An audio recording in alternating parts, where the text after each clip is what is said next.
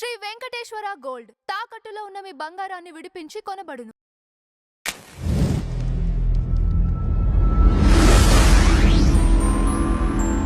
నమస్తే అమ్మా. శ్రీ గురుభ్యో నమః. శ్రీ మాత్రే నమః. నమస్తే అజయ్ గారు. మ్యామ్, నవదుర్గలను అందరూ పూజించవచ్చా?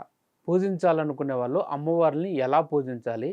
ఏ సమయంలో పూజిస్తే మంచి జరుగుతుంది? నవదుర్గలు అనంటే మనం శారదా దేవి నవరాత్రుల్లో పూజింపబడే దుర్గలే. ఓకే. దసరా నవరాత్రులని మనం చేసుకుంటాం కదా. ఈ శారదాదేవి నవరాత్రులలో పూజింపబడవలసిన ముఖ్యమైన దేవతలే ఈ నవదుర్గలు. అసలు ఈ నవదుర్గలు ఎవరు అనంటే దుర్గామాత యొక్క శక్తి స్వరూపాలు. దుర్గామాత నుండి వచ్చిన స్వరూపమే నవదుర్గలు. అంటే స్వరూపం అంటే మళ్ళీ ఇక్కడ ఇంకొక దేవత అని మనకి భావన. ఇంకొక దేవత కాదు, దుర్గామాతే 9 దుర్గలుగా వెలిసింది. ఒకటే పదార్థం, ఒకటే పలు విధాలుగా ఉంది, అంతే. ఈ ఈ నవదుర్గ ఆరాధన అనేది మీరు అన్నట్టుగా అందరూ చేయొచ్చు అంటే అందరూ చేయొచ్చు. దీంట్లో ఏం వీళ్ళే చేయాలి వాళ్ళే చేయాలి అనేది ఏం లేదు. సాధకులకి కొంచెం వేరే వేరే క్రమం అనేది ఉంటుంది, గృహస్థులకి వేరే క్రమం అనేది ఉంటుంది. గృహస్థులు అయితే ప్రతి ఒక్కరు కూడా చేసుకోవచ్చు. మనం ఇప్పుడు ఈ 9 రోజులు ఎలా ఆరాధన చేయాలి? మనం ఎప్పుడు నవదుర్గ ఆరాధన చేసినా కూడా అమావాస్య తర్వాత నుండి పాడ్యమి వస్తుంది కదా, పాడ్యమి నుండి దశమి ముందు రోజు వరకు అంటే నవమి వరకు ఈ నవదుర్గ ఆరాధన అనేది చేయాలి. ఇక్కడ ఏమైపోతుందంటే దసరా నవరాత్రుల్లోనే చేయాలా లేకపోతే ఫ్రీ టైం అంటే విడి రోజుల్లో కూడా చేయాలంటే విడి రోజుల్లో కూడా చేయొచ్చు. ఎప్పుడు చేసినా కూడా అమావాస్య తర్వాత నుండే చేయాలి.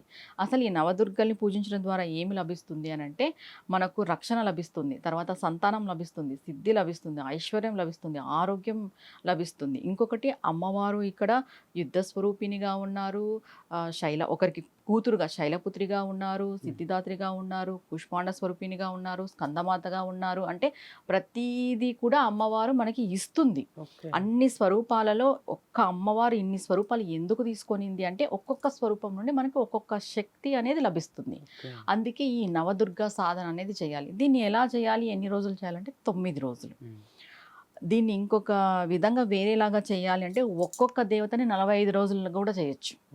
అది ఓన్లీ అబ్బాయిలకు మాత్రమే సాధ్యపడుతుంది, అమ్మాయిలకు సాధ్యపడదు. ఎందుకంటే 1 సంవత్సరం కాలం పడుతుంది ఒక్కొక్క దేవతని 40 రోజులు 45 రోజులు సాధన చేయాలంటే. లేదు మేము అంత చేయలేము అనుకునేటోళ్ళు 9 రోజులు చేసుకుంటే చాలు. ఒకటి, ఈ దేవీ నవరాత్రులు మనం ఎలా అయితే చేస్తామో ఈ నవదుర్గ సాధన కూడా అలానే చేయాలి. దేవీ నవరాత్రులప్పుడు మనం ఎలాంటి దీక్షలు అయితే పాటిస్తామో, అంటే దీక్ష అంటే మాల వేసుకోవాలనే డౌట్ వస్తుంది. మాల ఏం వేసుకునే అవసరం లేదు, కానీ మాల వేసుకున్నప్పుడు ఎలాంటి నియమాలు ఉంటాయో అలాంటి నియమాలనే పాటించాలి. ఏ నియమాలు పాటించాలంటే మాంసాహారం తినకూడదు, బ్రహ్మచర్యం పాటించాలి. దాని తర్వాత భూశయనం ఏకభుక్తం. భూశయనము ఏకభుక్తం అనేది వారి వారి ఆరోగ్యరీత్యా చేసుకునేటివి. మాంసాహారం బ్రహ్మచర్యం అనేది కంపల్సరీ తప్పకుండా పాటించాలి. ఎవరైతే ఏదైనా మీ సంకల్పం కోసం ఈ నవదుర్గ ఆరాధన చేసేవాళ్ళు వారి యొక్క సంకల్పం అనేది ఈ 40 రోజుల్లో అనేది తెలిసిపోతుంది. అమ్మవారు మనకి ఆ చేంజ్ చూపిస్తుంది. ఇది ఎలా చేయాలి? కలశారాధన కలశస్థాపన పెట్టి చేయాలా లేకపోతే ఫోటో పెట్టి చేయాలా, విగ్రహం పెట్టి చేయాలా, ఇలా చాలా డౌట్స్ ఉంటాయి. మీకు కలశారాధన ఉంటే కలశం పెట్టి చేయొచ్చు, లేదు అనంటే దుర్గమ్మ ఫోటో పెట్టుకొని చేయొచ్చు, లేదు విగ్రహం ఉన్న విగ్రహం పెట్టేసి చేయొచ్చు. ఫస్ట్ రోజు మనము ఏ దేవతనైతే మనం ఆవాహన చేస్తామో ఆ దేవత పూజ ఆ రోజుటికే. మళ్ళీ సెకండ్ రోజు ఇంకొక దేవత. ఇప్పుడు ఫస్ట్ రోజు శైలపుత్రిని చేస్తావు, సెకండ్ రోజు ఇంకొక దేవతని చేస్తావు, మూడో రోజు ఇంకొక దేవతని. ఇలా ప్రతిరోజు కూడా దేవతామూర్తి మారుతుంది ఆవాహన చేసే ప్రక్రియలో. ఈ 9 దుర్గలని కూడా ఒక్కొక్క రోజు ఒక్కొక్క దుర్గని నువ్వు ఆవాహన చేసి పూజ చేస్తావు. దాని తర్వాత ఏంటి అంటే ఒక్కొక్క దుర్గకి సంబంధించిన పూజ ఉంటుంది. ఎలా అంటే ధ్యాన శ్లోకం ఉంటుంది, అష్టోత్తరం ఉంటుంది. ఈ ధ్యాన శ్లోకము చదవాలి, అష్టోత్తరము చదవాలి. అమ్మవారికి నైవేద్యం అంటే మనకు చాలా నైవేద్యాలు చెప్పారు అమ్మవారికి సంబంధించినవి. పానకము వడపప్పు అనేది మెయిన్గా పెట్టుకోవాల్సింది. దీనిపైన నువ్వు ఎంతైనా పెట్టచ్చు. నువ్వు అన్నాలు పెట్టచ్చు, కొబ్బరన్నం పెట్టచ్చు, గుడాన్నం పెట్టచ్చు, తర్వాత దద్దోజనం పెట్టచ్చు, చింతపండు పులిహోర, నిమ్మకాయ పులిహోర, ఏదైనా మీ శక్తి కొలది. కానీ మెయిన్గా పెట్టవలసింది ఏంది అనంటే ఈ పానకము వడపప్పును మాత్రం ప్రతిరోజు పెట్టాల్సిందే. ఏ దేవతకి సంబంధించి ఆ దేవత పూజ ఆ రోజుటికి. ఇది 9 రోజులు చేయాలి. నవదుర్గ సాధన అంటే మనం దసరా నవరాత్రులతో ఏం చేస్తాము, అమ్మవారిని దుర్గా అమ్మవారిని ఆవాహన చేసి ఒకటే పూజ 9 రోజులు చేస్తాము. కానీ నవదుర్గ సాధన అలా ఉండదు. రోజు ఒక అమ్మవారికి చేస్తాం. మనకి 9 దుర్గలు ఉన్నారు కాబట్టి ఒక్కొక్క రోజు ఒక్కొక్క దుర్గకి చేస్తూ పోతాం. ఇది ప్రతి నెల చేసుకోవచ్చు ఓపిక ఉంటే. లేదు ప్రతి నవరాత్రులకి చేసుకోవచ్చు. మనకి ఎట్లా సంవత్సరానికి 4 నవరాత్రులు వస్తాయి. అవును. ప్రతి నవరాత్రికి చేసుకోవచ్చు. అది మీ యొక్క అనుకూలం బట్టి ఎప్పుడు చేసుకున్నా కూడా అమావాస్య అయిపోయిన పాడ్యమి మరుసటి రోజు నుండి నవమి దాకా చేసుకోవాలి. దశమికి ఇంకేం ఉండదు, ఫుల్ఫిల్ అయిపోతుంది దీక్ష అంతా. ఇది దీక్ష, ఈ నవదుర్గా సాధన చేసే వాళ్ళ దీక్ష. ఇంకొకటి ఏంటంటే ఈ సాధనలో మనకి డౌట్లు ఏమొస్తాయంటే అమ్మవారు ఉగ్రంగా పూజిస్తున్నామా మనం అనే ఆలోచన కూడా వస్తుంది. నవదుర్గా సాధన అనేది ఉగ్రదేవత సాధన అసలుకే కాదు. అమ్మవారి స్వరూపాలను పేరుగా పెట్టి నువ్వు పూజిస్తున్నావు అంతే. ఇంకొక విషయం దీంట్లో డౌట్ వచ్చేది ఏంటంటే దుర్గకే చేయొచ్చు కదా 9 రోజులు అనే ఆలోచన వస్తుంది. మనం దుర్గా అమ్మవారికి కూడా 9 రోజులు దీక్షగా చేయొచ్చు.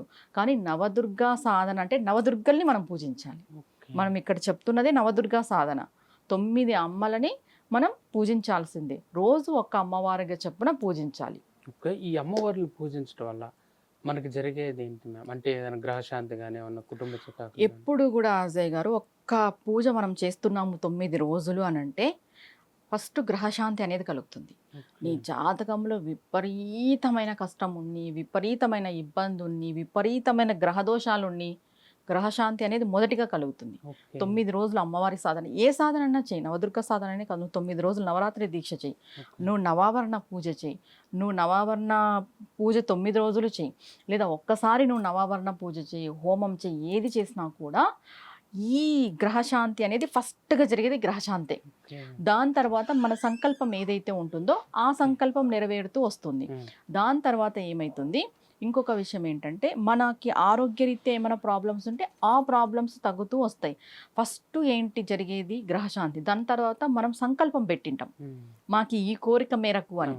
ఆ కోరిక మీరు అన్నట్టుగా గ్రహశాంతి ఖచ్చితంగా జరుగుతుందా అంటే ఖచ్చితంగా జరుగుతుంది. ఎందుకంటే ఈ గ్రహాలని అమ్మవారు తొక్కి పెట్టి ఉంటుంది. అమ్మవారి పాదాల కింద ఈ గ్రహాలన్నీ ఉంటాయి.